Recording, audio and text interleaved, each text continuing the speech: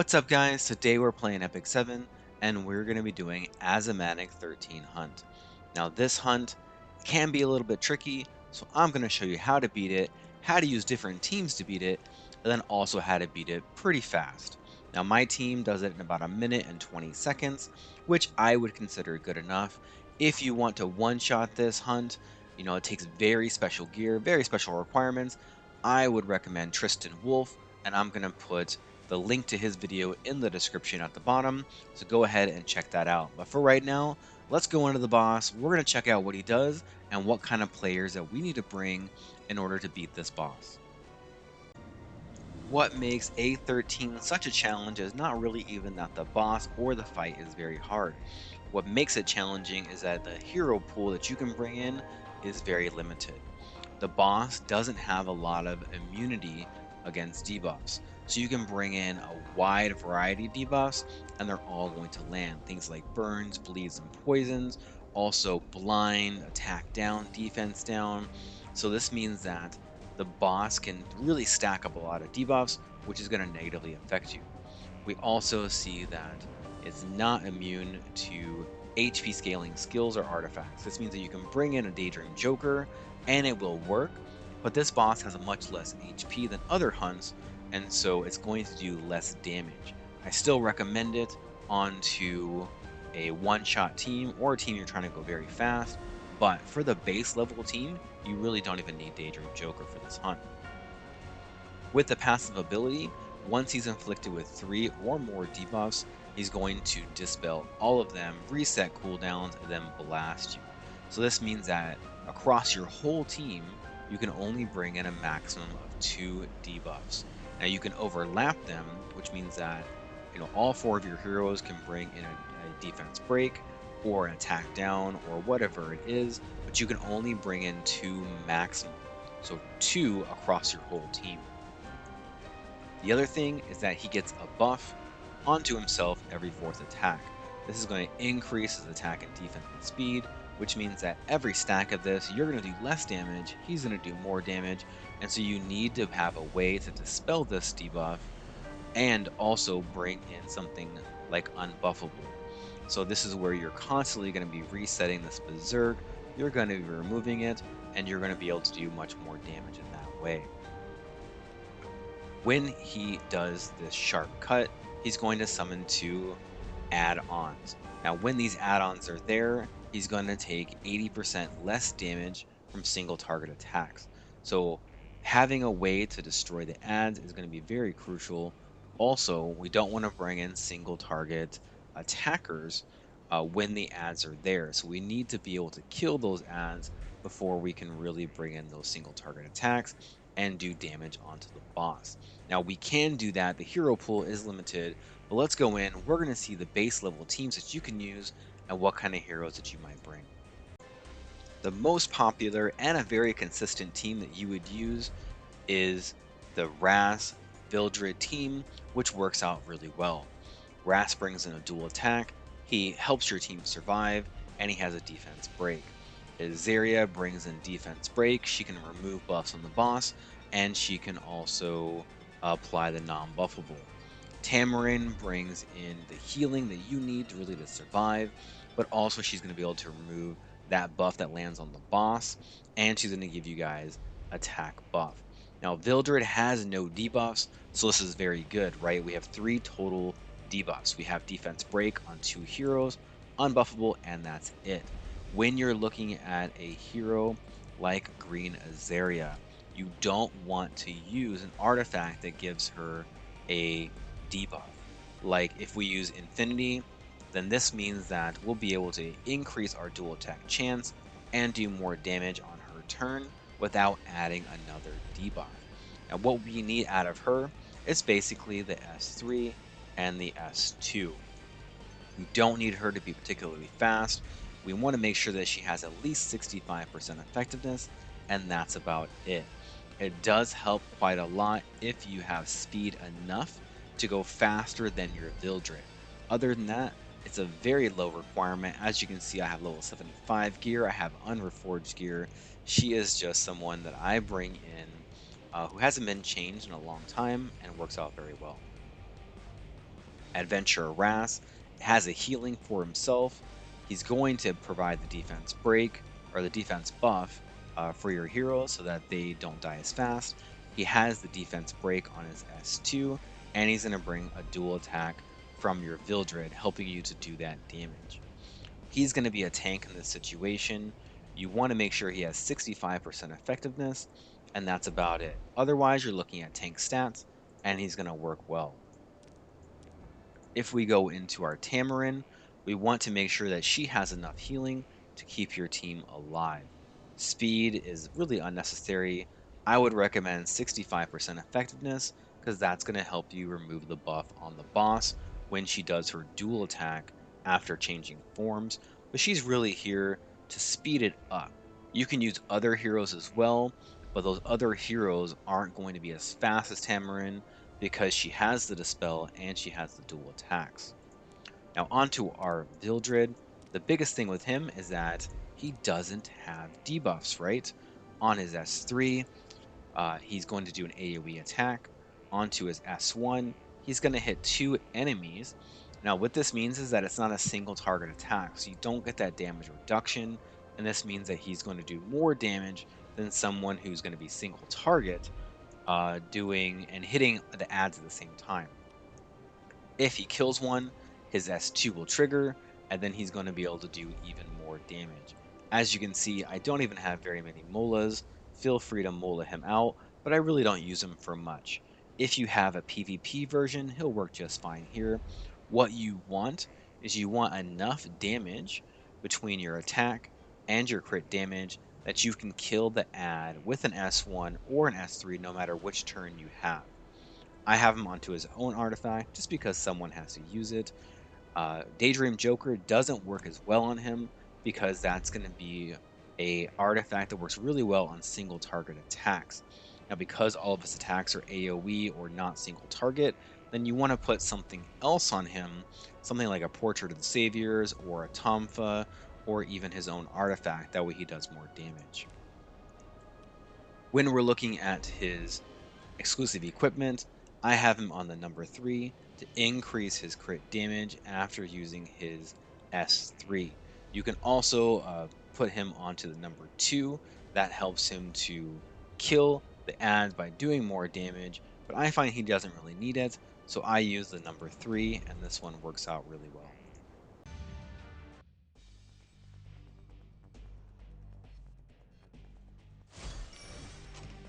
In full bloom, the Sword of Flowers.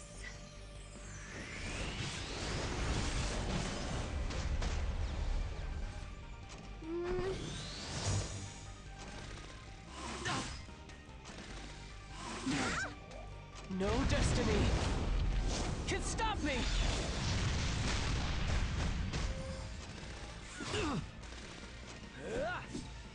This is my victory. Do you have nothing left to say? My sword.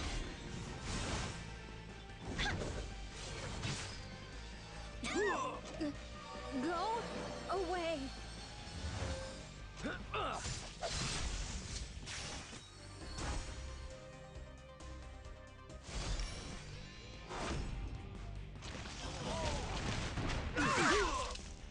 Over here. Yes. Purifying flame. Burn away the evil.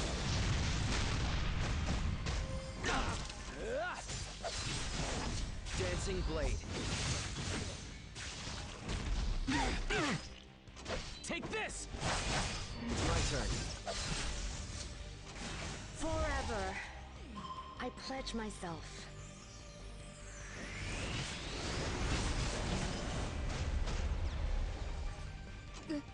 Go away.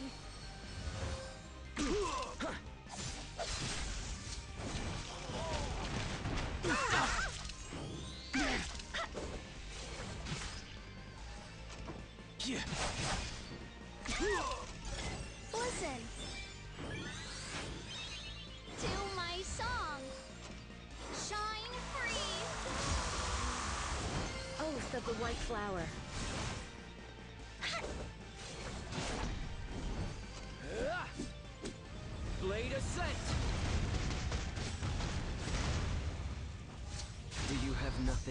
say. Son of light, burn! Together! I'll help.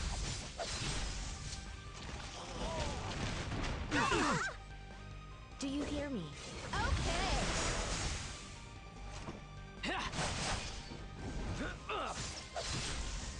Here! It's my turn.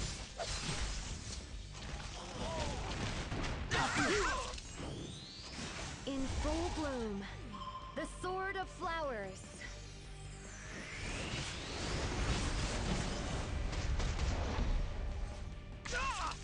I hope you're ready. I'll help. Go away. Over here. Here I go. Dancing blade. Here. My turn.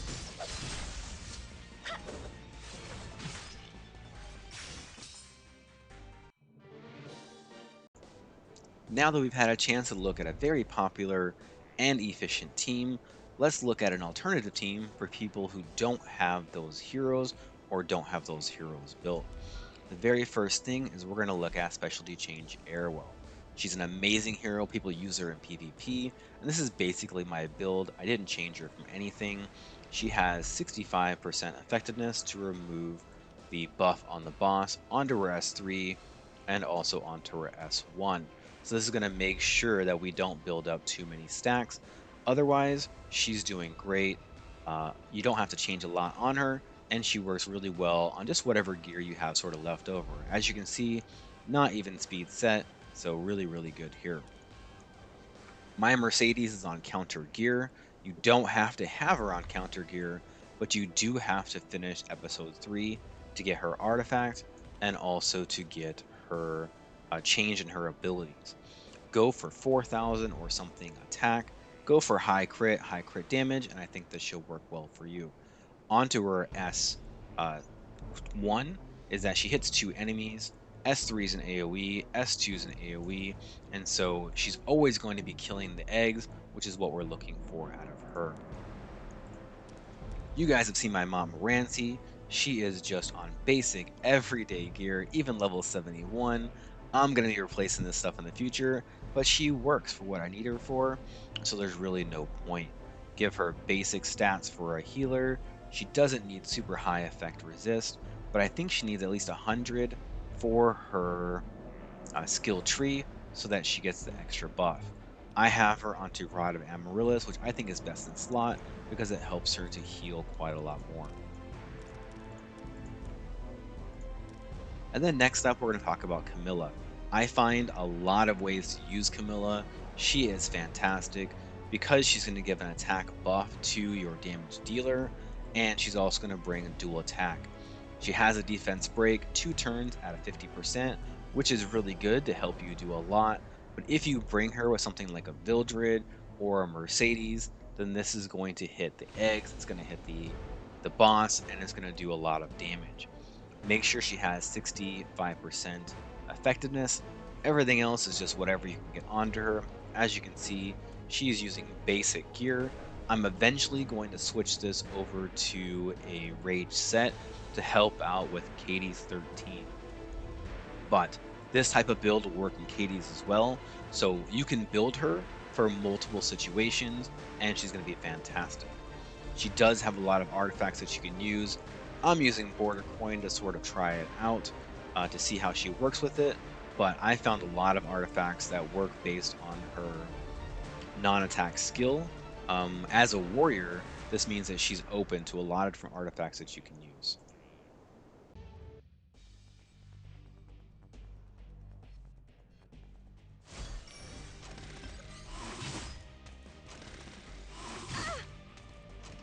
The weight of the oath I've taken will be brought down upon you. Here I go. Blaze. Prepare for the next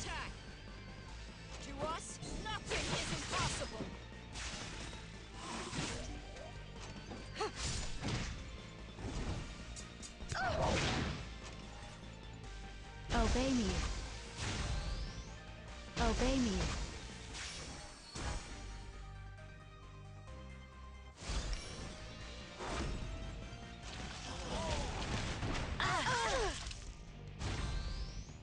Obey me.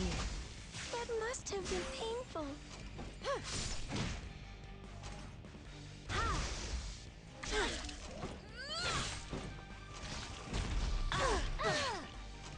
Those who stray from the path of righteousness shall be punished. Call, unveil your eye of terror. It's going to be okay. Now! Here I go.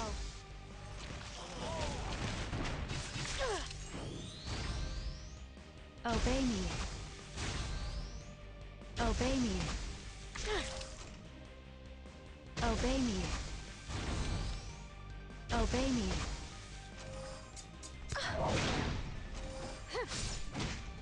We'll take you down one by one. Your defense is riddled with holes.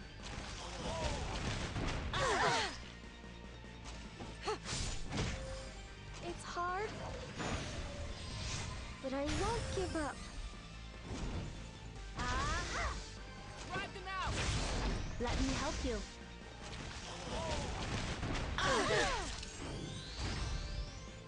Obey me. Obey me. Here I go. Beyond the abyss, to the ends of futility.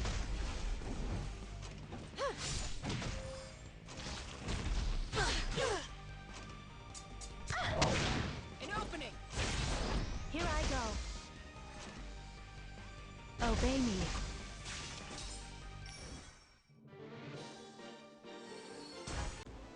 Another way of dealing with A13 is to look at the revives. Now what we can do is we can block the ads from being revived by the boss by using revive block. There are a few heroes that do this, but we're going to look at Briar Witch. As long as she's on the field, enemies cannot revive.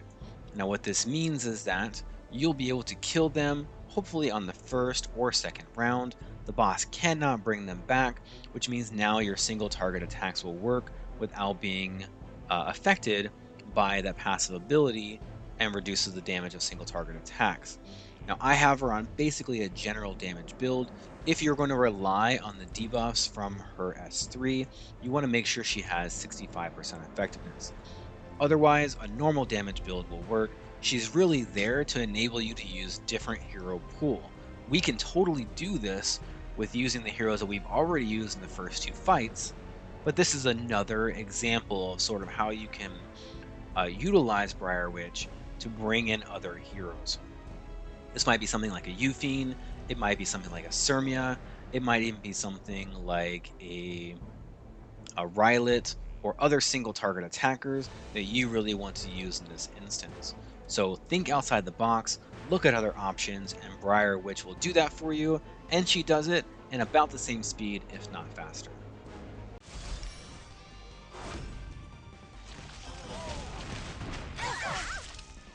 Do you hear me? Covering fire! Full frontal assault!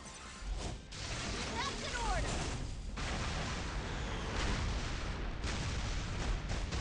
Together! Receive!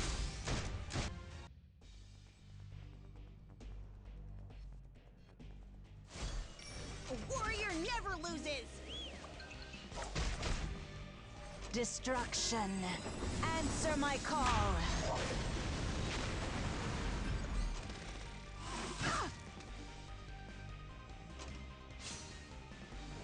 Blaze. How dare you? All is done.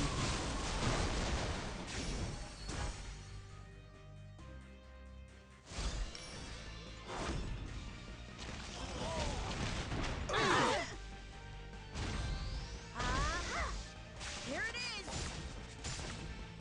You'll regret facing me. How dare you? Obey me. Obey me. I won't miss.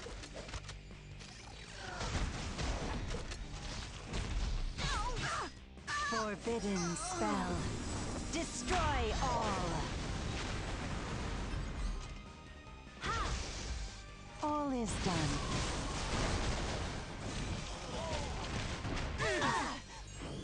Let's aim for the weak spots.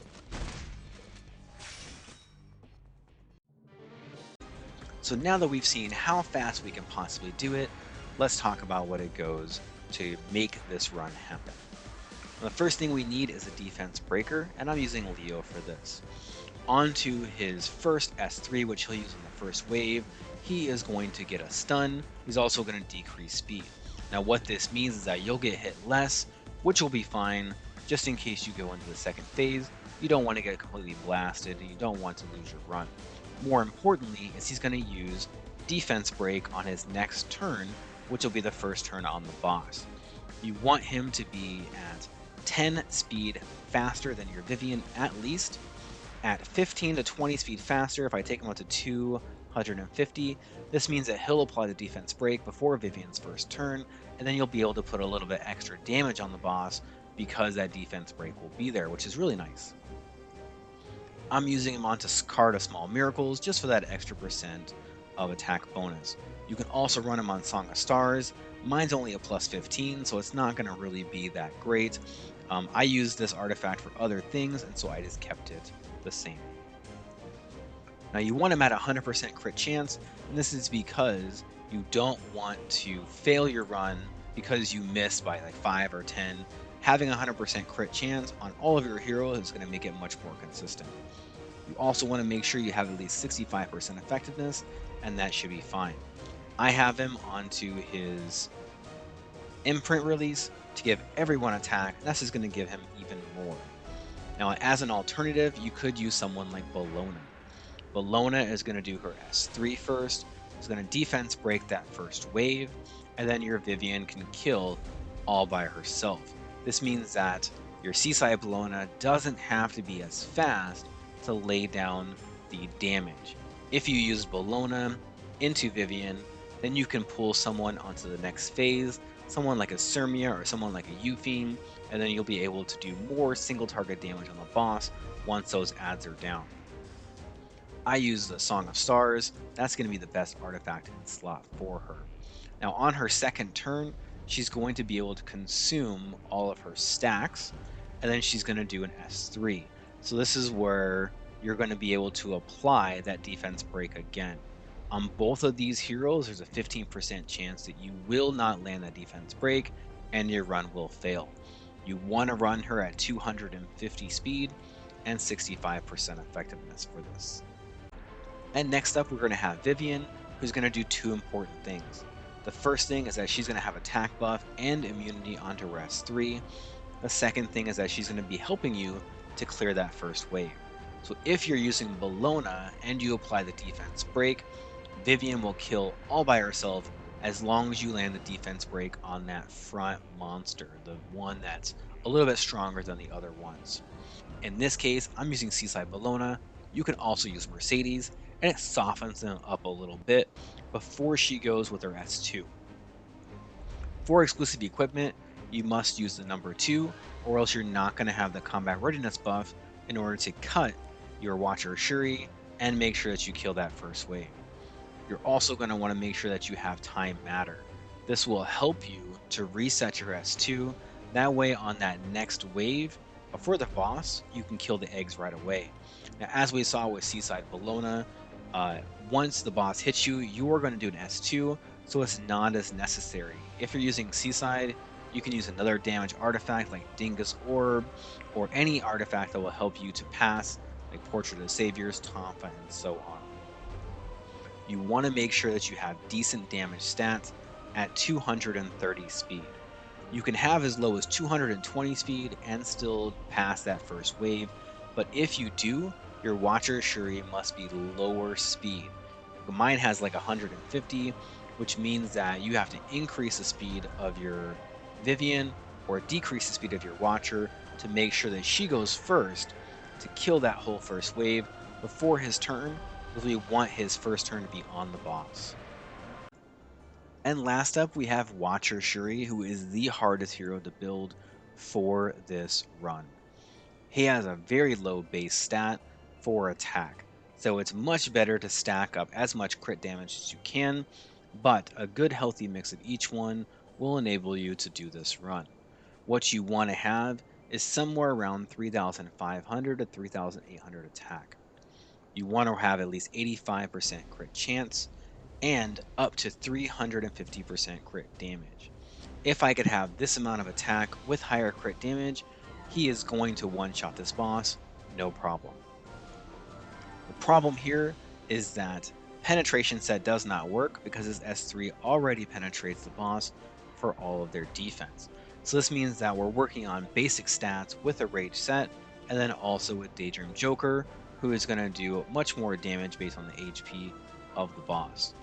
Now this is going to be high-end gear, gear that you might not have, gear that you really have to roll for, and it's definitely going to have to be reforged. I would recommend focusing more on crit damage because I think it'll do better. Also, if you can get to 85% crit chance without crit set, then Torrent is going to work really well here as well. As you can see from this gear, I could reforge several of these pieces. You know, instead of flat defense, I could have something like a flat attack, and that's going to beef up his attack. But based on my calculations, I'm not going to be able to one-shot this boss with this crit damage. If I could pull in some more sets to possibly get another 20 or 25, 200 more attack, then this is going to be a fully dead boss, no problem. But this, what Watcher Schuri does, he allows you to use Straz, Rem, or Bologna, or other heroes in other places of the game. I use those heroes in PvP. I don't want to banish them to only doing hunts, but you know, I could give up Watcher Schuri. He does not take a ton of Mologoras, and you know, it works on pretty decent gear. Gear that could be reforged if you were really interested in tailoring every piece for this hunt. A13 is an important and I think overlooked hunt. It gives you immunity set, which is very useful in some heroes for PvP, but it mostly gives you rage set. By the time you get to A13, you can probably do Wyvern, you might even be able to do Banshee. Getting this rage set means you're going to cut your times in half for how long it takes to do those hunts. You can also use this to break into other content like Dagger Sakar. You can use it to cut it to KD's 13. You can use it to make your teams more efficient, so you spend much less time doing PvE content and much more time getting rewards. Thank you guys so much for watching. I hope that you enjoyed this video. Give me a like so other people just like you can find it as well.